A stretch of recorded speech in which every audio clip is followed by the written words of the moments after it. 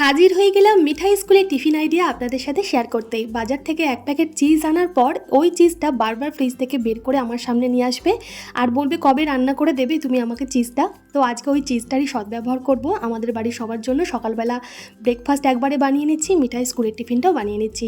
পাউরুটিগুলো আমি একটু শুকনো তাওয়াতে সেঁকে নামিয়ে নিলাম। এরপর একটা বাটিতে কুচনো পেঁয়াজ, কাঁচা লঙ্কা, একটু লবণ মাখিয়ে নিয়ে তারপর এর মধ্যে ডিম ফাটিয়ে দিয়ে ভালোভাবে গুলে নিলাম।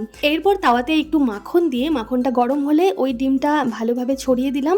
অমলেটের আকারে তৈরি করে নেব। ওপরে একটু কাঁচা থাকতে থাকতেই দুটো স্লাইস পাউরুটি একটু মাঝখানটা ফাঁকা করে দিয়ে ওপর থেকে একটা চিজ দিয়ে দেবো।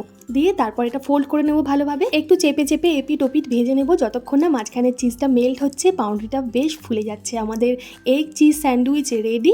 দুটো অর্ধেক করে টিফিন বক্সে দিয়ে দিলাম, সাথে 4 টুকরো শসা আর আপেল দিলাম, আর সাথে 1 বোতল জল তো আছেই। কেমন লাগলো আজকে টিফিন আইডিয়া অবশ্যই কমেন্ট করে জানাবেন। ভালো লাগলে লাইক শেয়ার করতে ভুলবেন না।